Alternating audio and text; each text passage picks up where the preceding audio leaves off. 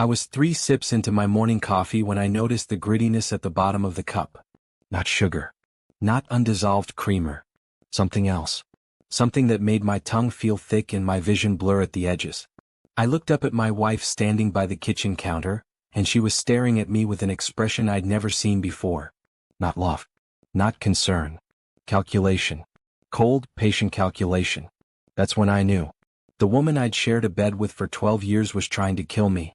My name is Daniel Warren, and this is the story of how I inherited $2.3 million, discovered my wife was poisoning me, and made sure she paid for it in ways she never saw coming. If you've ever wondered whether the person you trust most could destroy you, stay with me. Because what I'm about to tell you will make you question everyone you think you know. But I'm getting ahead of myself. Let me take you back to where this really started. 3 months before that cup of coffee. 3 months before I realized I was sleeping next to a murderer. It was a Wednesday afternoon in late June when my phone rang during 7th period. I was teaching physics at Lincoln High School in Portland, Oregon, explaining momentum to a class of bored 16-year-olds who were more interested in their phones than Newton's laws. The number on the screen showed a Seattle area code I didn't recognize. Normally I'd let it go to voicemail. But something made me step into the hallway and answer. Mr. Warren? This is Thomas Caldwell from Caldwell and Associates. I'm the executor of your Uncle Robert Warren's estate. My Uncle Robert. My father's older brother. A man I'd met maybe 5 times in my entire life. Quiet. Distant. Lived alone in Seattle his whole life. I'm very sorry for your loss, the lawyer continued. Your uncle passed away 2 weeks ago.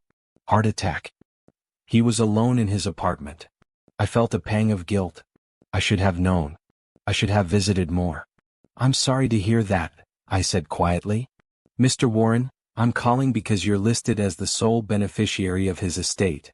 I blinked. I am? Yes, sir. Your uncle was very specific in his will. Everything goes to you. I laughed a little, not because it was funny, but because it seemed absurd. Everything? I mean, he lived pretty simply, right? Is there much to? Mr. Warren, after taxes and legal fees, your inheritance comes to approximately $2.3 million. The hallway tilted. I put my hand against the wall to steady myself. I'm sorry, did you say? $2.3 million, yes, sir. A student walked past me. The bell rang. I heard nothing. Mr. Warren? Are you still there? Yeah, I managed. I'm here. I had no idea. Your uncle made his fortune in the early days of tech. Microsoft stock options, real estate investments. He lived modestly, but he was quite wealthy. He specified that the inheritance should go to you with no restrictions. The funds should be available within 30 days. I drove home that afternoon in a daze. $2.3 million. It was more money than I'd ever dreamed of having. I taught high school physics for $64,000 a year. My wife Jennifer worked as a dental hygienist, making about the same. We lived in a modest house in the Selwood neighborhood, drove used cars, and argued about whether we could afford to finally fix the leaking roof. This money was going to change everything. I pulled into our driveway around 4:30 p.m. Jen's silver Honda Civic wasn't there yet. She usually got home around 5 o'clock. I went inside, paced around the living room for 20 minutes, too wired to sit still. I kept picking up my phone to call her, then putting it down. This wasn't news you dropped over the phone. This was sit down, look in the eyes, life-changing news. When I finally heard her car pull in, I met her at the door. Hey babe, she said, kicking off her shoes. Why do you look like you've seen a ghost? I took her hand and led her to the couch. Jen, something happened today. Something big. Her face went from confused to concerned. Are you okay? Did something happen at school? No, nothing like that. I took a breath. My Uncle Robert died. Heart attack. Her expression softened. Oh honey, I'm so sorry. I know you guys weren't close, but still. Jen, he left me everything. She blinked. Everything? Everything. His lawyer called me today. After taxes, it's $2.3 million. For a moment, she just stared at me. Then her eyes went wide. Her hand flew to her mouth. Are you serious? Dead serious. Daniel. She grabbed my face with both hands. Daniel, this is, oh my God. Oh my God. She started laughing, then crying, then hugging me so tight I could barely breathe. We're going to be okay. We're finally going to be okay. That night, we stayed up until 2 a.m., sitting at the kitchen table with a bottle of wine, dreaming out loud. She wanted to travel. Paris, Rome, the Greek islands. I wanted to pay off the mortgage, invest most of it, maybe retire early. She talked about quitting her job at the clinic, doing something she actually loved. I talked about maybe teaching part-time, having time to write the physics textbook I'd always thought about. We could buy a bigger house, she said, eyes bright.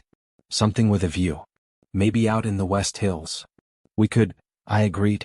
Or we could stay here and just be comfortable. No more worrying about every expense. She reached across the table and took my hand. Whatever we do it together. I looked at her in the dim kitchen light, her face flushed from wine and excitement, and I thought to myself, I'm the luckiest man alive. I had no idea I was looking at a woman who'd already started calculating how to take it all. The first week after the news, everything felt normal. Better than normal, actually. Jen was affectionate in a way she hadn't been in years. She'd come up behind me while I was grading papers and wrap her arms around me. She'd text me in the middle of the day just to say she loved me. We had sex more in that week than we had in the previous 6 months. I thought the money had lifted a weight off both of us. No more stress about bills. No more arguing about whether we could afford to go out to dinner. I thought we were finally reconnecting. Looking back now, I realized she was playing a role. Keeping me happy. Keeping me close. Making sure I trusted her completely before she made her move. The paperwork took about 3 weeks to process. The lawyer sent me documents to sign, tax forms to fill out, account information to verify. Then, on a Tuesday morning in mid-July, I got the email I'd been waiting for. Funds have been transferred to your account. I logged into my bank account on my phone, standing in the school parking lot before first period. And there it was. My checking account balance, which usually hovered around $3,000, now showed $2,304,677.89. I stared at those numbers for a full minute. They didn't feel real. I called Jen immediately. It's in. The money's in. She screamed so loud I had to hold the phone away from my ear. Oh my God. Daniel.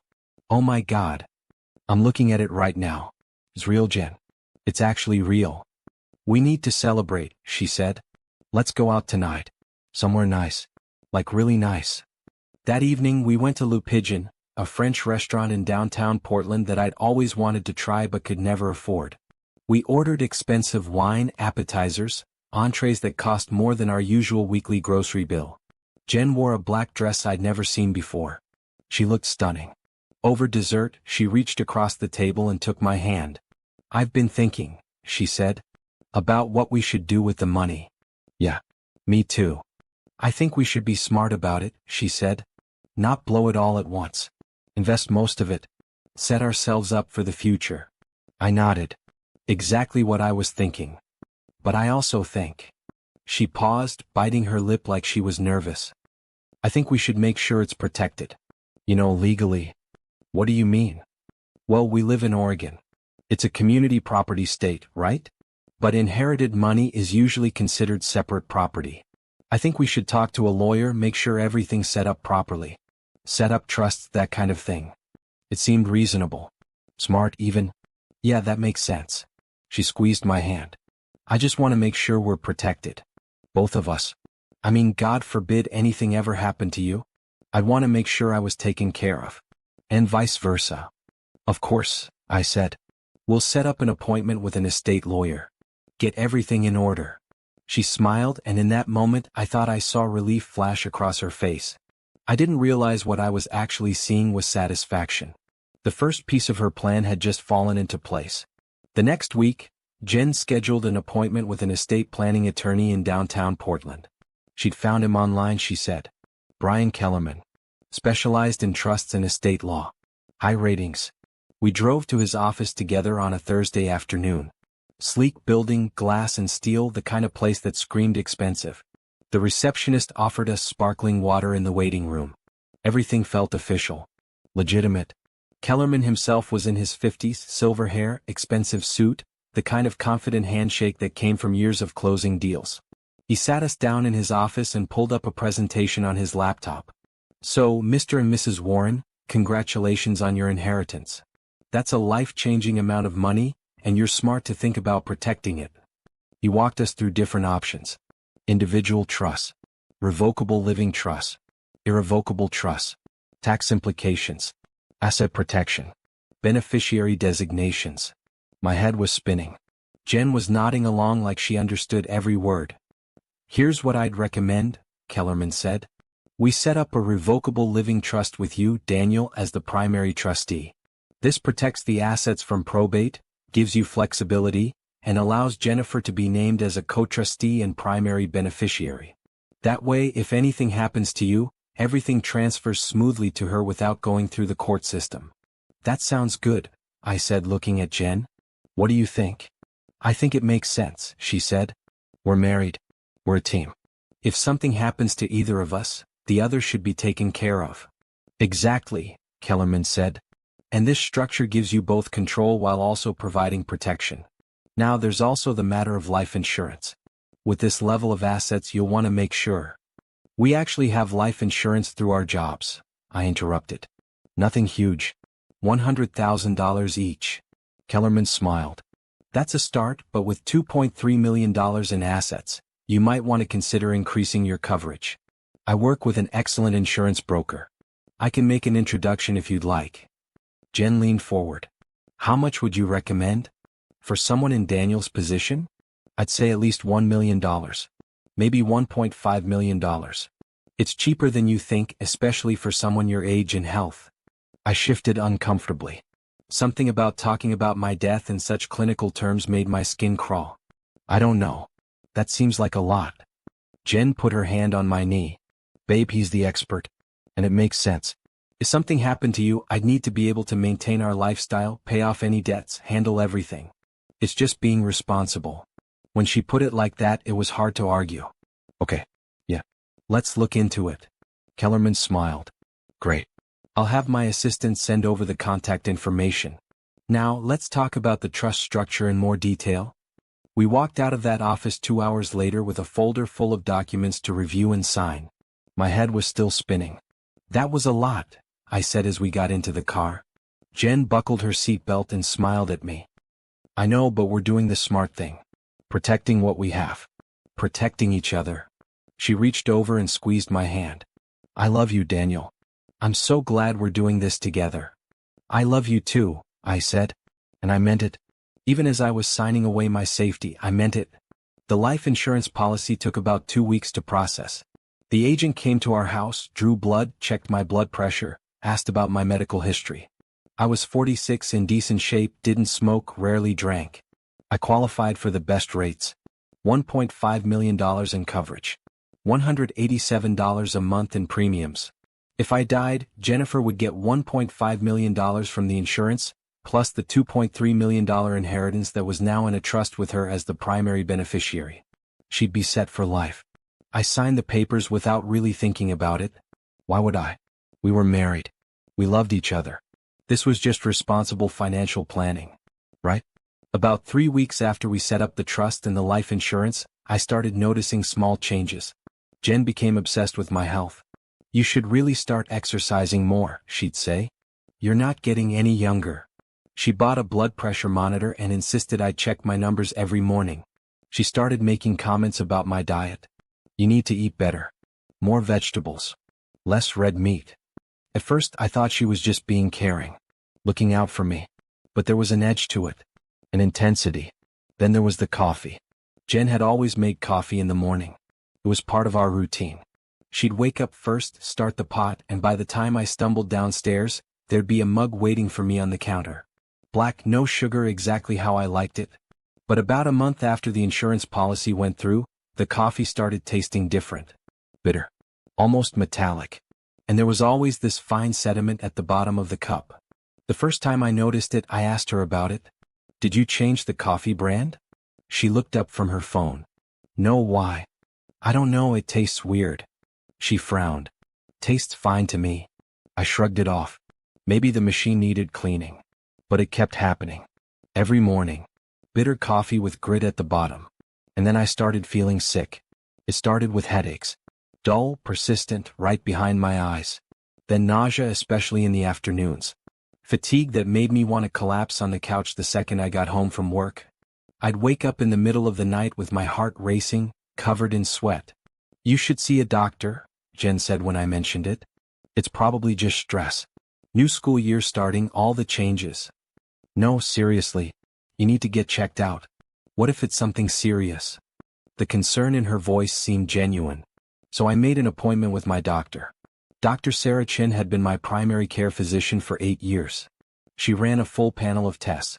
Blood work, EKG, the works. Everything came back normal. "Honestly, Daniel, you're in good health," she said, looking at the results. "Blood pressure is a little elevated, but nothing alarming. Could be stress-related. I'd recommend more exercise, maybe some meditation. And cut back on caffeine if you're drinking a lot of coffee." I left her office feeling relieved but also confused. If there was nothing wrong with me, why did I feel so terrible? The symptoms continued. Some days were worse than others. I started keeping track in a notebook, trying to find a pattern. Headaches, nausea, dizziness, heart palpitations. And then, one morning in early September, I forgot to drink the coffee Jen made me. I'd been running late, rushing to get ready for a parent-teacher conference. The mug sat on the counter, untouched. I grabbed a granola bar, kissed Jen goodbye, and rushed out the door. That day I felt fine. Great, actually. Clear-headed. Energetic. No nausea, no headache. It was the first good day I'd had in weeks. The next morning I drank the coffee. By noon the headache was back. And that's when the first thread of suspicion started to pull. I didn't want to believe it. The thought was insane. This was Jen. My wife. The woman I'd built a life with. She couldn't. But I couldn't shake the feeling. That weekend I did something I'd never done before. I lied to Jen and said I was going to the hardware store. Instead, I drove to a Walgreens 3 towns over in Gresham, bought a home drug test kit, and took it in the bathroom of a Starbucks.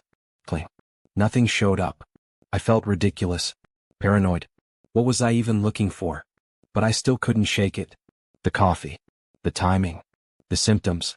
On Monday morning, I did something that made me feel like a criminal in my own home. I poured the coffee Jen made me into a Tupperware container when she wasn't looking. Then I went to the kitchen sink, filled my mug with water, and pretended to drink it in front of her. "Running late," I said, setting the empty mug down.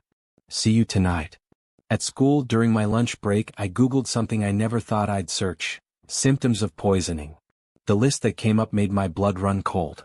Headaches, nausea, dizziness, heart palpitations, fatigue, confusion, excessive sweating. I'd had every single one. I kept reading.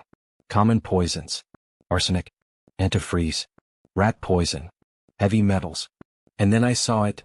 Many poisons have a bitter or metallic taste and leave a gritty residue. My hands were shaking as I read. I thought about the coffee, the sediment, the bitter taste. I thought about the timing. How the symptoms started right after the life insurance policy went through. I thought about Jen's sudden obsession with my health, with my will, with making sure everything was set up properly.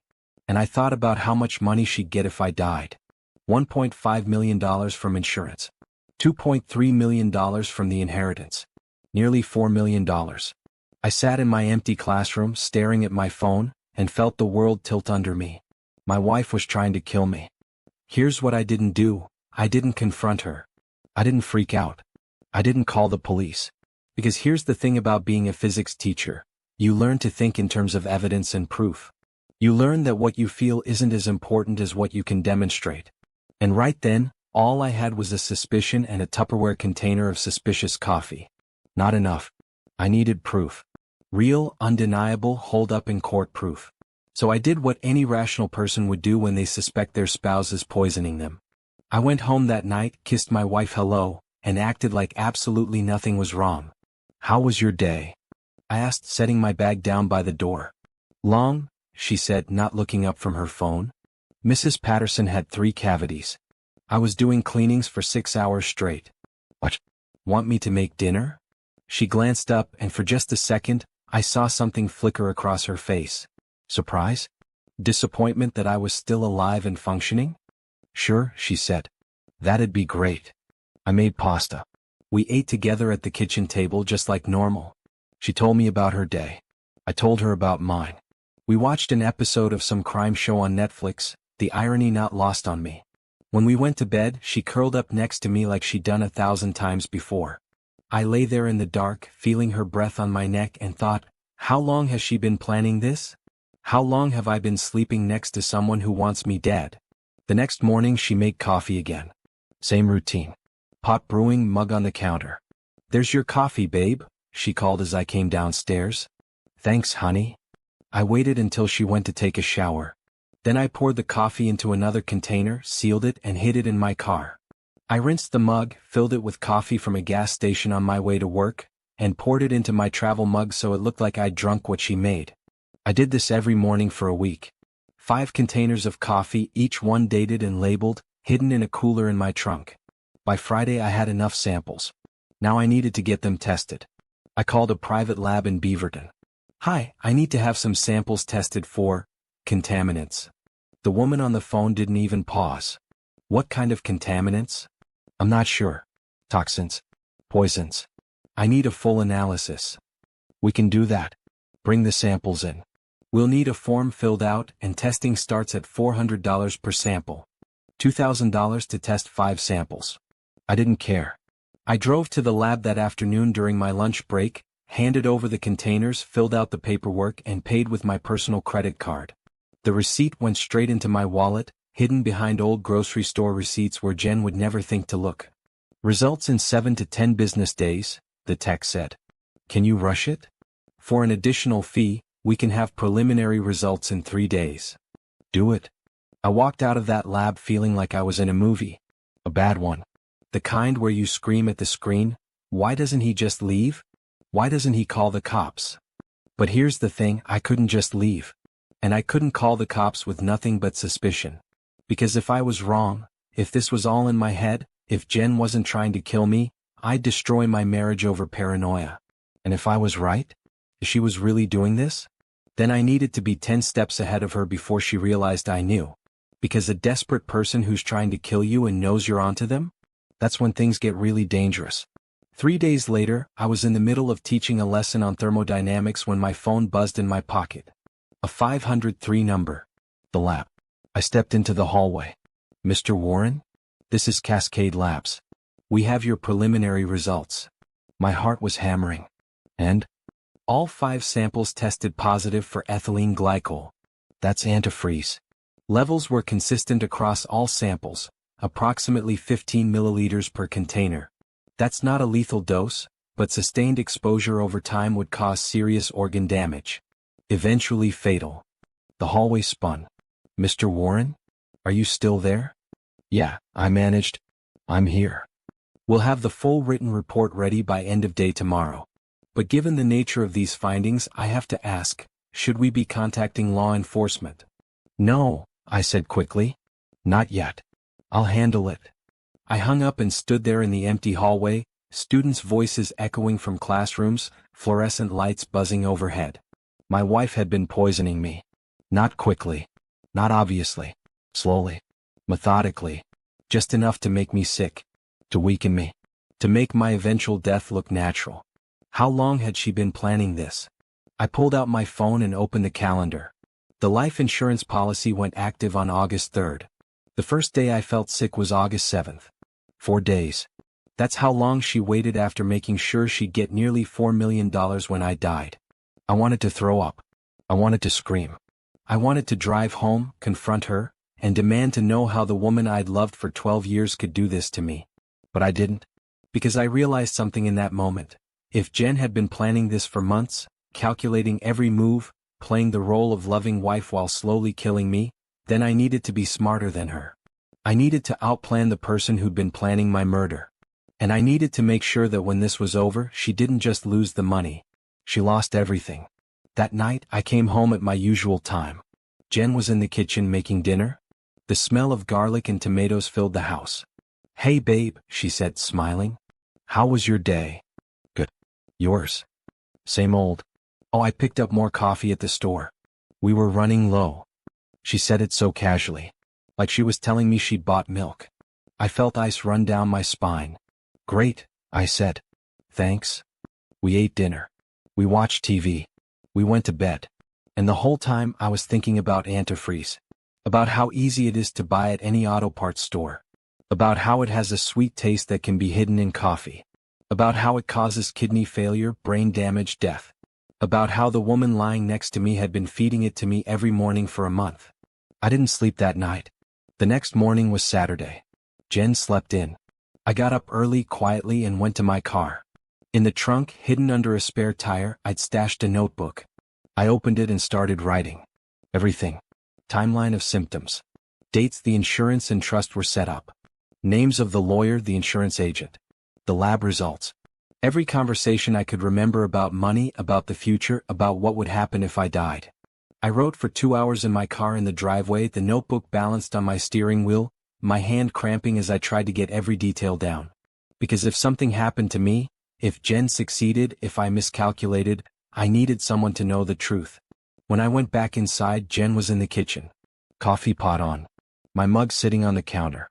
"Morning, sleepyhead," she said. "I made coffee." "Thanks," I said. I picked up the mug. Brought it to my lips. She watched me. I took a sip. Let the liquid sit in my mouth for a second. Then swallowed. "Good?" she asked. "Perfect." She smiled. I carried the mug into the living room, sat down on the couch, and pretended to drink while watching the news. When Jen went upstairs to shower, I poured the entire thing into a water bottle, sealed it, and hid it in my gym bag. Sample number 6. Later that day, I told Jen I was going to the gym. Instead, I drove to Office Depot in Tigard and bought a small safe.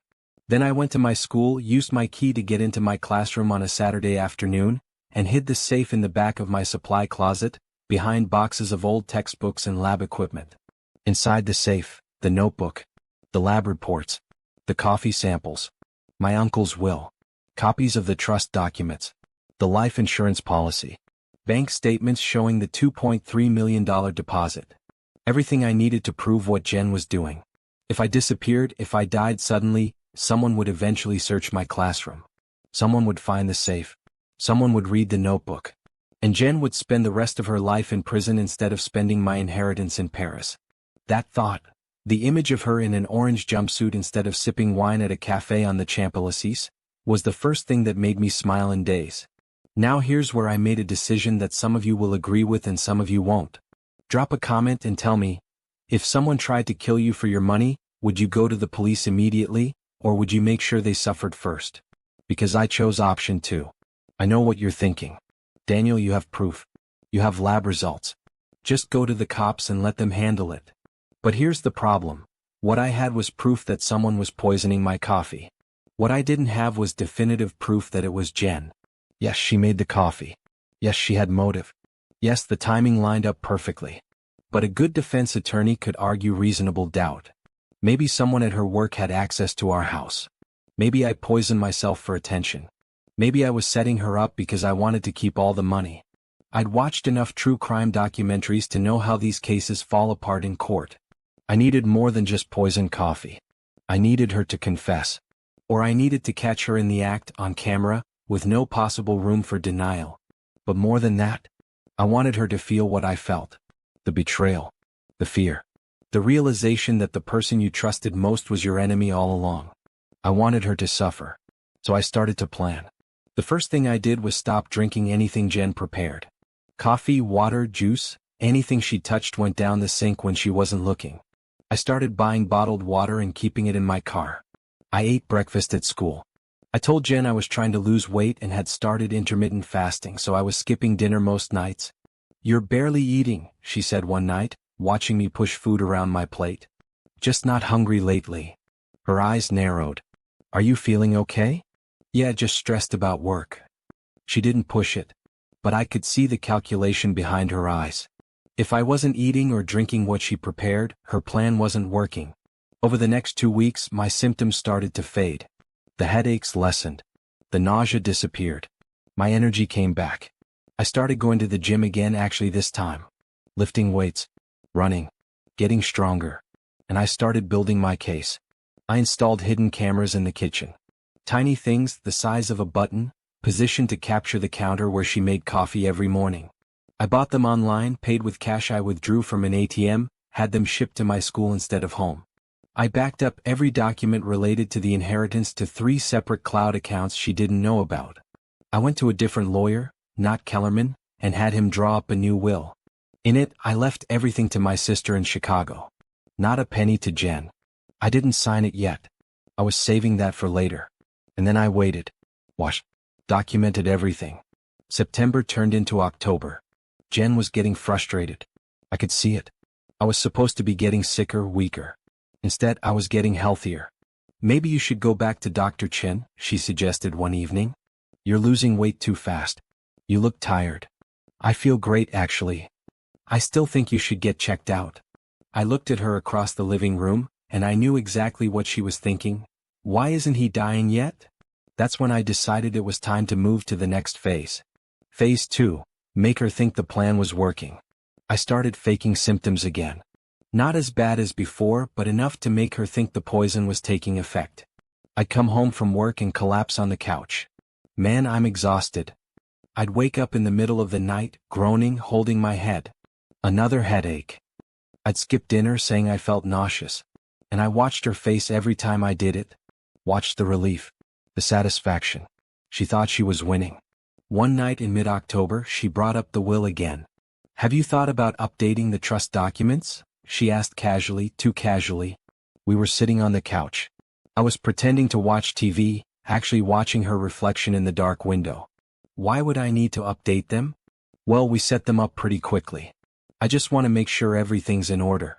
You know, in case anything happens. Like what? She shifted.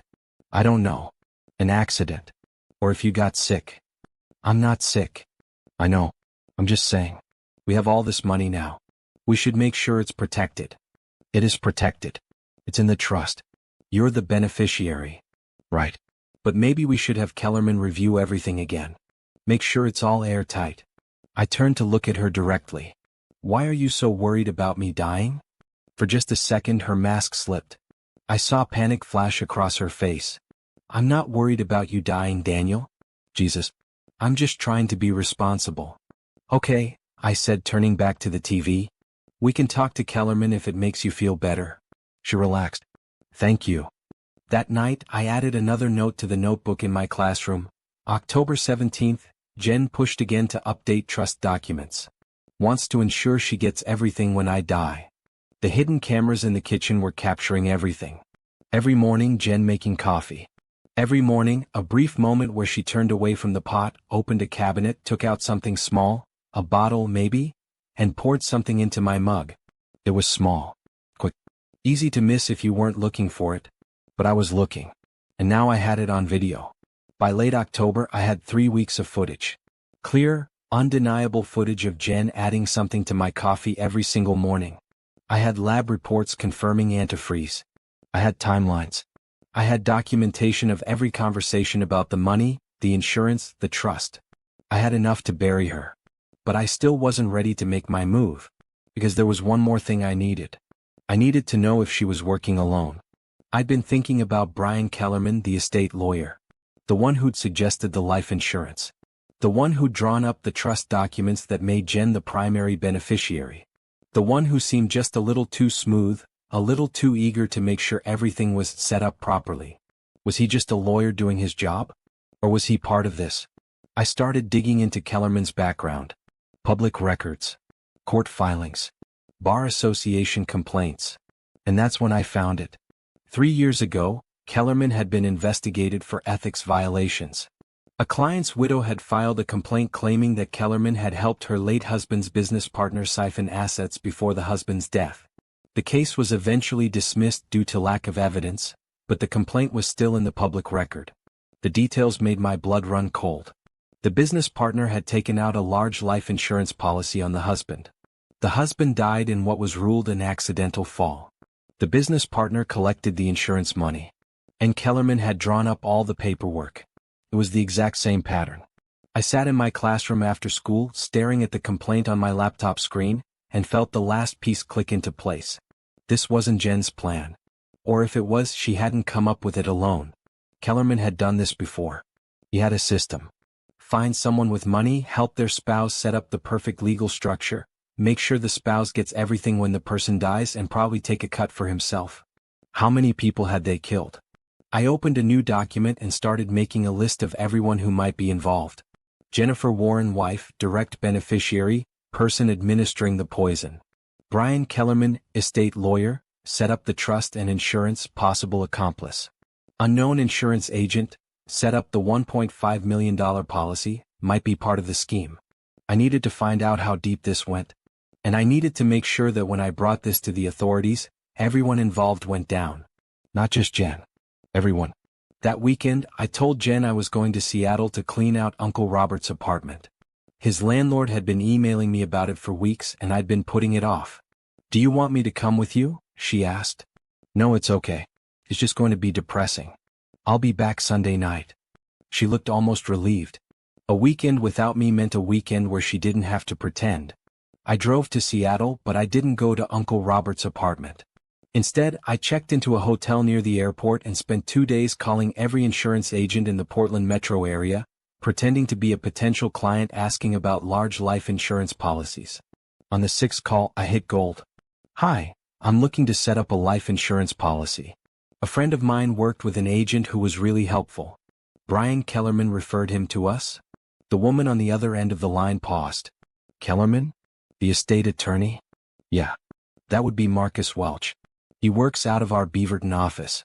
He and Brian refer clients to each other pretty regularly." "Perfect. Can I get his contact information?" She gave me his number. I thanked her and hung up. Then I called Marcus Welch's office and left a voicemail saying I was considering a large policy and had been referred by Brian Kellerman. He called me back within an hour. "Mr. Warren? Marcus Welch. I understand you're interested in life insurance." "Yes, my wife and I recently came into some money. An inheritance. We want to make sure we're protected." "Smart thinking. How much coverage are you considering?" "I don't know. What would you recommend for someone in my situation?" "Well, that depends on the size of the estate. Kellerman usually sends me clients with substantial assets. Are we talking $500,000? $1 million? More than that?" "Ah." His tone changed, became more interested. "Well, in that case you definitely want substantial coverage. I typically recommend at least matching the estate value. If you've inherited, say, $2 million, you'd want a $2 million policy." "And how does that work?" "I mean, if something happened to me, your beneficiary, usually your spouse, would receive the full death benefit tax-free. Combined with the inheritance, it would set them up for life." The way he said it, so matter-of-fact, so casual, made my stomach turn. "And you've done this before? Set up policies like this?" "Oh, sure. I've worked with Brian for years. We have a very efficient system. He handles the estate planning, I handle the insurance. Makes everything smooth for the client." "How many clients have you set up like this?" There was a pause. When he spoke again, his voice was more cautious. "I'm not sure I understand the question. Just curious how many people you've helped. Success stories, you know. We've had several satisfied clients over the years. I'm not at liberty to discuss specifics, of course. Client confidentiality. Of course." We talked for a few more minutes. I asked about premiums, payout timelines, how quickly a beneficiary could access the funds after a death. "Usually within 30 days, he said. "As long as the death is clearly accidental or natural causes.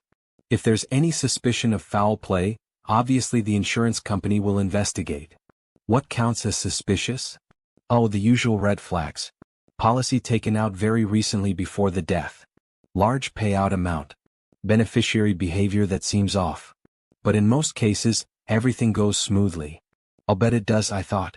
After I hung up, I sat in that hotel room for a long time, staring at the notes I'd taken. Kellerman and Welch had a system. They found people with money, set them up with trusts and huge life insurance policies, and then, what? Did they kill them directly? Or did they help spouses do it, taking a cut of the payout? How many people had died so these men could get rich? I thought about calling the police right then. But I didn't have proof of the conspiracy yet. I had suspicious coincidences. Timelines. Patterns.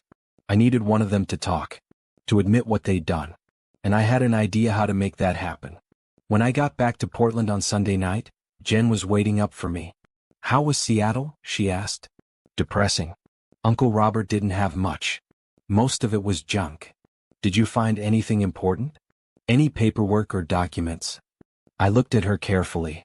"Like what?" "I don't know. Legal stuff. Bank statements. Anything that might affect the inheritance." "No. Why? She shrugged. Just making sure we got everything we're entitled to. Everything we're entitled to. The words hung in the air between us. I'm exhausted, I said. I'm going to bed. That night, I lay awake listening to her breathe next to me, and I thought about my next move. I couldn't just go to the police with what I had. They'd investigate, sure. But Kellerman and Welch would lawyer up, Jen would deny everything, and without a confession or direct evidence of conspiracy, the case might fall apart. I needed them to incriminate themselves. And I needed it on record. The next day, I went to a surveillance equipment store in Portland and bought a high-quality digital voice recorder. The kind that's small enough to fit in your pocket and sensitive enough to pick up conversations from across a room. Then I called Brian Kellerman's office and made an appointment. I'd like to review the trust documents, I told his assistant. Make sure everything's in order. Of course, Mr. Warren. Would Wednesday at 2 p.m. work? Perfect. That Wednesday, I walked into Kellerman's office with the voice recorder in my jacket pocket, already running. Kellerman greeted me with his usual confident handshake. Daniel, good to see you. How are you feeling? Interesting question. I'm okay. Been a little under the weather lately, but nothing serious. Nothing serious? Have you seen a doctor? Yeah. They can't figure out what's wrong. He nodded slowly, and I swear I saw something flicker in his eyes. Concern? Or calculation? Well, that's exactly why we set up the insurance and trust when we did, he said, sitting down behind his desk. God forbid anything serious develops. At least Jennifer would be taken care of. I sat down across from him. That's actually why I'm here. I want to make sure everything's airtight. If something happened to me tomorrow, what exactly would happen? He pulled up files on his computer. Well, the trust is set up as a revocable living trust with you as the primary trustee and Jennifer as co-trustee and primary beneficiary. Upon your death, she would automatically assume full control of the trust assets. No probate, no delays. Everything transfers to her immediately. And the life insurance? The policy is in your name with Jennifer as the sole beneficiary. Upon your death, she'd file a claim with the insurance company. As long as the death certificate is in order and there are no red flags, she'd receive the full $1.5 million within 30 days. What kind of red flags? Kellerman leaned back in his chair. The insurance company would look for any signs of fraud or suspicious circumstances. But in a case like yours, natural causes, accidental death, that sort of thing, there's usually no problem. What if it wasn't natural causes? His expression didn't change, but I saw his jaw tighten slightly. I'm not sure I follow. I'm just trying to understand all the scenarios. What if my death was, I don't know, suspicious in some way? Then there would be an investigation. Police involvement. The insurance company would delay the payout until everything was resolved. He paused. But that's not something you need to worry about, Daniel. You're a healthy 46-year-old man. You're not in any danger. The way he said it, you're not in any danger, sounded less like reassurance and more like a threat. I leaned forward. Brian, can I ask you something off the record? Of course. Have you ever had a client die after you set up documents like this? The silence that followed was deafening. Kellerman's face went very still. I've been practicing estate law for 20 years. Of course I've had clients pass away. That's the nature of the business. How many? I don't keep count, Daniel. What's this about? I'm just curious. How many of them had large life insurance policies set up shortly before they died? Now his expression hardened. I'm not comfortable with the direction of this conversation. Why not? It's a simple question. Estate planning is about preparing for the unexpected. Sometimes people pass away shortly after setting up their affairs. That's not suspicious. That's life.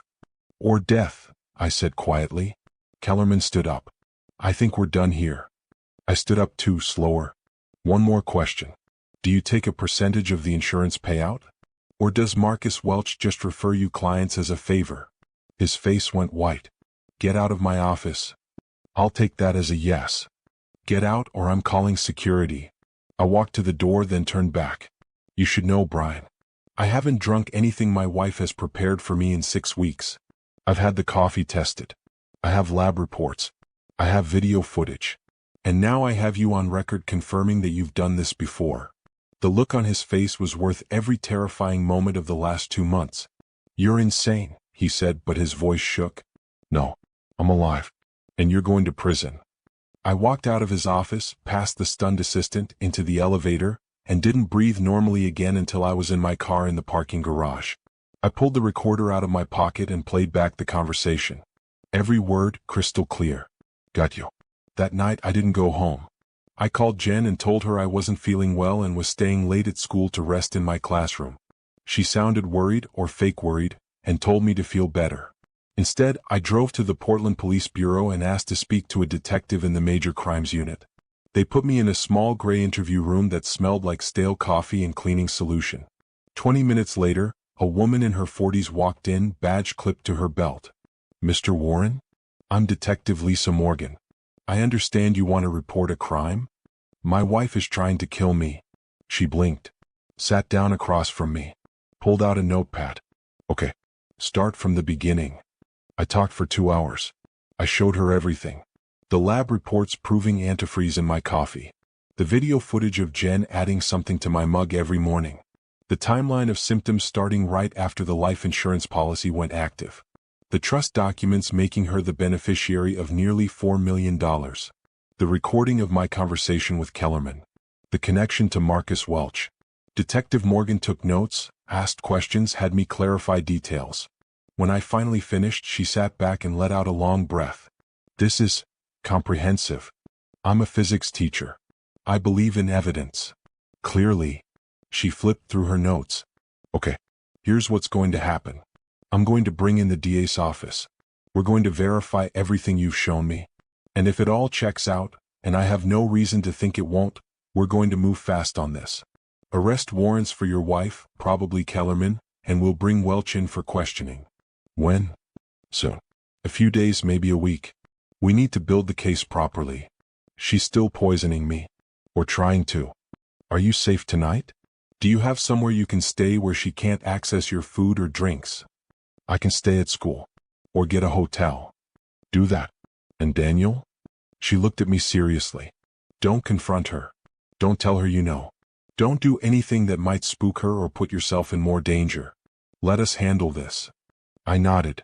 But even as I agreed, I knew I wasn't going to follow her advice completely. Because there was one more thing I needed to do before Jen got arrested. One more move in this chess game. I needed her to confess. On camera. In her own words. And I knew exactly how to make that happen. The next evening, I came home at the usual time. Jen was in the kitchen making dinner. The smell of roasted chicken filled the house. Hey, she said, smiling. Feeling better? A little. Good. Dinner's almost ready. We ate together at the kitchen table. Normal. Mundane. Just like every other night for 12 years. Except I'd hidden 3 cameras in the living room that morning. One in the bookshelf, one in the TV stand, one in the smoke detector. After dinner, I poured us both wine, from a bottle I'd opened in front of her so she couldn't tamper with it, and suggested we sit in the living room. I want to talk about something, I said. She curled up on the couch, wine glass in hand. What's on your mind? I've been thinking about the money. The inheritance. Okay. I want to make some changes. She tensed slightly. What kind of changes? I'm thinking about giving a lot of it away. To charity. Maybe set up a scholarship fund in Uncle Robert's name. He never had kids. I think he'd like that. The color drained from her face. What? Daniel, we talked about this. We agreed we'd invest it. Set ourselves up for the future. I know. But I've been thinking. I don't need that much money. We don't need it. There are people who are actually struggling. I want to do something meaningful with it. How much are you talking about giving away? Most of it. Maybe keep $500,000 for ourselves. Give the rest away over the next few years. She stood up, agitated. You can't be serious. That's insane. What? It's my money. It's our money. We're married. Actually, inherited money is separate property in Oregon. It's legally mine. Her hands were shaking. Daniel, you can't do this. We had a plan. No, you had a plan. She froze. What does that mean? This was it. The moment I'd been building toward for weeks. It means I know what you've been doing, Jen. I don't know what you're talking about. The coffee. Every morning. The antifreeze you've been putting in it. Her face went completely white. You're crazy. I have lab reports. I have video footage. I have enough evidence to put you in prison for the rest of your life. She backed up until she hit the wall. No. No, you don't understand. It wasn't supposed to be like this. Then how was it supposed to be? You kill me, collect the insurance money and the inheritance, and live happily ever after. I didn't want to. Her voice cracked. I didn't want to do any of this. Then why did you? Because he said it was the only way. She was crying now, mascara running down her face. Kellerman said. He said we'd never have to worry about money again. He said you'd never even feel it. That you'd just go to sleep one night and not wake up. That it would be peaceful. My heart was pounding, but I kept my voice calm. How long have you been planning this? Since before you even got the inheritance. Kellerman called me. Said he'd heard through some legal network that you were about to inherit a lot of money. Said he could help us maximize it. Help us get more than we'd ever have otherwise. He called you? You didn't find him online? She shook her head, sobbing. He found me. He said he'd done this before. That it always worked. That the wives always got away with it because the husbands never suspected. He said we'd split the money. He'd get 20% of everything. 20% of $3.8 million. That's $760,000. Enough to make murder worthwhile for a man in an expensive suit. And you agreed? I didn't know what else to do. We were broke, Daniel. We were going to be stuck in this shitty house, working shitty jobs for the rest of our lives. This was our chance to actually live. So you decided to kill me? I decided to give us a future. She was screaming now. You don't understand what it's like watching everyone else have everything while we have nothing. My friends travel. They have nice houses. They don't worry about money. And we're just stuck. Forever stuck. Unless something changed. I loved you, I said quietly. We had a life together. That wasn't enough. She looked at me, tears streaming down her face, and said the thing I'll never forget. No, it wasn't. It never was. The cameras caught every word, every tear, every confession. I stood up and walked to the door. Where are you going? She asked, panic rising in her voice. Away from you. The police will be here soon. Daniel, wait. Please. We can fix this. I'll stop. I'll do whatever you want. Please don't do this. I turned back one last time. You were going to kill me, Jen? You put poison in my coffee every single morning for weeks. You didn't make a mistake. You made a choice. Over and over again. Every morning you chose murder. I'm sorry, she sobbed. I'm so sorry. No, you're not. You're sorry you got caught. I walked out of that house and never went back. The next morning, Detective Morgan called me. We're executing the warrants today. Your wife, Kellerman, and Welch. They'll all be arrested by noon. Did you get the video from last night? We did. Her confession is going to make this case airtight. Good. At 11:30 a.m. I was teaching a class on projectile motion when my phone buzzed. A text from a number I didn't recognize. Turn on the news. I pulled up a local news website on my laptop. The headline made my breath catch. Portland woman arrested in murder for hire plot. Attorney and insurance agent also charged. There was a photo of Jen being led out of the dental clinic in handcuffs, her face hidden behind her hair. Another photo of Kellerman being escorted from his office building by federal agents. The article detailed the charges: attempted murder, conspiracy to commit murder, insurance fraud. They'd frozen all of the trust assets. They'd seized Kellerman's bank records and found evidence of previous suspicious cases. 3 other wealthy men who died shortly after setting up large life insurance policies with him and Welch. 3 others. I wasn't the first. I was just the first one smart enough to figure it out before they succeeded. My students were staring at me. Mr. Warren? Are you okay? I closed the laptop. Yeah, I'm fine. Let's get back to physics. But I wasn't fine. Not even close. The trial took 8 months. I testified for 2 full days, walking the jury through every piece of evidence, every conversation, every poisoned cup of coffee. Jen's defense tried to paint her as a victim of Kellerman's manipulation. A naive woman led astray by a sophisticated con man. They played up the fact that I'd entrapped her with the recording. The jury didn't buy it. The video of her confession was damning. Her own words, I didn't want to do this, but then admitting she'd been planning it for months, destroyed any sympathy the jury might have had.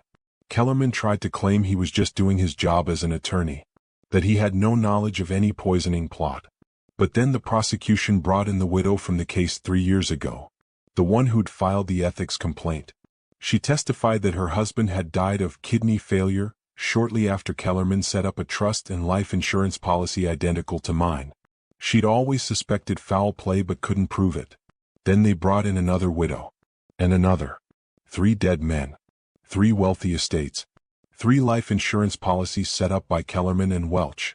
3 widows who'd walked away with millions. One of those widows had been subpoenaed and granted immunity in exchange for testimony.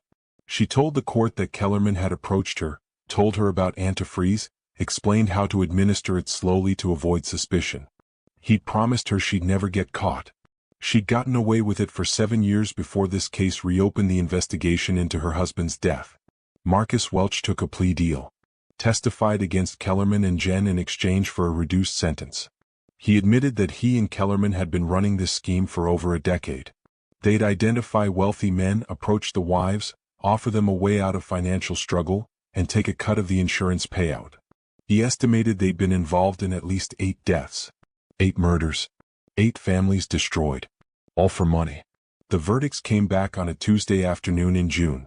Jennifer Warren, guilty on all counts. Attempted murder, conspiracy, fraud.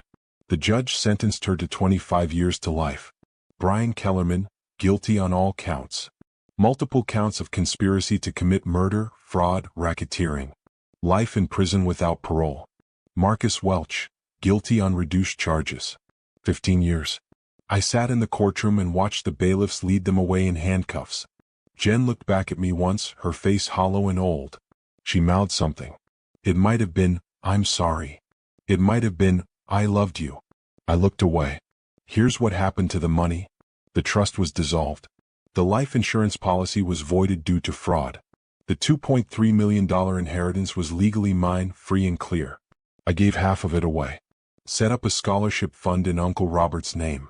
Donated to domestic violence organizations, victims' rights groups, legal aid services. With the rest, I bought a small house in Bend, Oregon. Quit teaching at Lincoln High and got a job at a community college. Fewer hours. More time to breathe. I dated a little. Nothing serious. I'm not sure I'm ready for serious yet. Some nights I still wake up from dreams where I'm standing in the kitchen, watching Jen pour coffee and I can't move, can't speak, can't warn myself. But most nights I sleep fine. People ask me sometimes if I regret how I handled it. If I should have just gone to the police the moment I suspected something. And here's my answer. Maybe. Probably. There's a world where I called Detective Morgan on day 1 and let the professionals handle everything from the start. But in that world, Kellerman might have gotten away with it. Welch might have walked. The other widows might never have been investigated. In that world, I might have been victim number 9. Instead, I became the one who stopped them. So let me ask you this, and I really want you to think about it before you answer in the comments. If you found out someone was slowly killing you, would you run immediately, or would you stay long enough to make sure they never hurt anyone else again? There's no right answer. But your answer says a lot about who you are. Because here's what I learned from all of this. Evil doesn't always look like a monster. Sometimes it looks like the person making you coffee every morning. Sometimes it wears a suit and calls itself your lawyer. Sometimes it smiles and says, "I love you," while measuring out poison. And the scariest part? You probably wouldn't recognize it until it was too late. I almost didn't. The last time I saw Jen was at her sentencing hearing. Before the judge handed down 25 years to life, they let her make a statement. She stood up, hands shackled, orange jumpsuit hanging loose on her frame. She'd lost weight. Her hair was dull. She looked like a stranger. "I want to apologize," she said, her voice shaking. "To Daniel. To the families of the other victims. To everyone I hurt. I was weak. I was greedy. I was wrong." She looked directly at me. "Daniel, I did love you. I know you don't believe that. But I did. I just loved the idea of a different life more." The judge asked if I wanted to make a statement. I stood up and walked to the microphone. 12 years, I said. That's how long we were married. 12 years of shared meals, shared dreams, shared life. I thought we were building something together. I thought we were a team. I looked at her. "But you were playing a different game the whole time. And the saddest part is, if you just asked, If you'd just been honest about being unhappy, about wanting more, we could have figured it out together. We could have used that money to build something real. My voice cracked. Instead, you chose murder. You chose betrayal. You chose to look me in the eye every morning, hand me poison, and tell me you loved me. I took a breath. I hope 25 years is enough time to figure out who you really are. Because I never knew. The woman I married wouldn't have done this. Which means either you changed or you were always this person and I was just too blind to see it. I sat back down. The judge sentenced her. The bailiffs led her away. And that was the last time I ever saw my wife. If you've made it this far, hit that like button and subscribe, because this story isn't just about revenge. It's about something more important. Recognizing when someone you trust is weaponizing that trust. It's about understanding that love without integrity is just manipulation with better lighting. The comments on videos like this always split into two camps. People who say I should have gone to the police immediately, and people who say I should have let her take a few more sips of her own medicine. I understand both perspectives. But here's what I actually did. I stayed alive. I gathered evidence.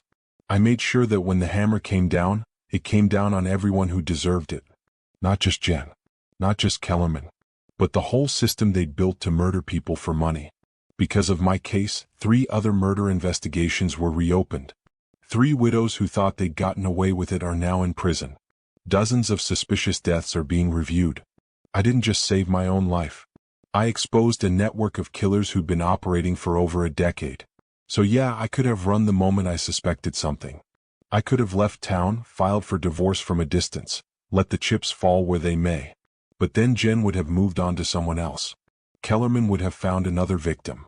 Welch would have set up another policy. And somewhere, another man would have drunk his morning coffee and never woken up. I chose to be the last one. The one who ended it. Does that make me a hero? I don't think so. Heroes don't let their wives poison them for weeks just to build a legal case. Heroes don't manipulate confessions out of sobbing women. But I'm not a victim either. Victims don't outthink their killers. Victims don't walk out alive with evidence that brings down an entire conspiracy. I'm something in between. A survivor who refused to just survive. A target who became the hunter. And in the end, that's all any of us can do when life tries to kill us. Refuse to die on someone else's timeline. It's been 2 years since that morning I noticed the grit in my coffee. 2 years since I realized my wife was trying to kill me. I'm 48 now. I live in a town where nobody knows my story.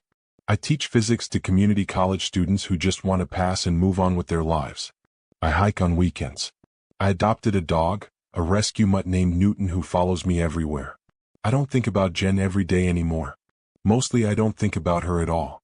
But sometimes when I'm making coffee in my kitchen, alone, safe, alive, I think about that version of me who stood in a Portland kitchen 2 years ago, holding a cup of poison and not knowing it yet. That version of me who trusted the wrong person with everything. That version of me who almost died for the crime of inheriting money. And I'm glad I'm not him anymore. So here's my final question for you, and this is the one I really want you to answer in the comments. What would you have done differently? Would you have confronted her earlier? Would you have run? Would you have set the trap like I did? And more importantly, are you sure you'd recognize the signs if someone in your life was doing this to you right now? Because here's the uncomfortable truth that keeps me up some nights. Jen seemed normal right up until the moment she wasn't. There were no obvious red flags. No history of violence. No dramatic warning signs. Just a woman who wanted more than what she had, and a man who made that possible. If it could happen to me, a careful person, a physics teacher who thinks in terms of evidence and proof, it could happen to anyone. So pay attention to the small changes, the subtle shifts, the moments when something feels just slightly off. Trust your gut. Document what you can. And if someone you love starts treating you like an obstacle instead of a partner, don't drink the coffee. Final thoughts. The inheritance that was supposed to change my life did change it, just not the way I expected. It showed me who people really are when enough money is at stake. It taught me that the person sleeping next to you can be a stranger. It proved that trust, once broken, can never be fully repaired. But it also taught me that I'm stronger than I thought. Smarter. More resilient. I survived a murder plot. I brought down a conspiracy. I saved lives I'll never even meet. And now I get to wake up every morning, make my own coffee, and know that nobody's trying to kill me. That's enough. If this story resonated with you, if it made you think twice about who you trust and why, hit that subscribe button. Share it with someone who needs to hear it. Drop a comment with your thoughts. And remember, the people who want to destroy you will always make it seem like love until the very end. Stay sharp, stay safe, and never stop questioning the narrative you're being sold. My name is Daniel Warren, and I'm the man who inherited $2.3 million, discovered his wife was poisoning him, and lived to tell the tale. Your turn. What's your story?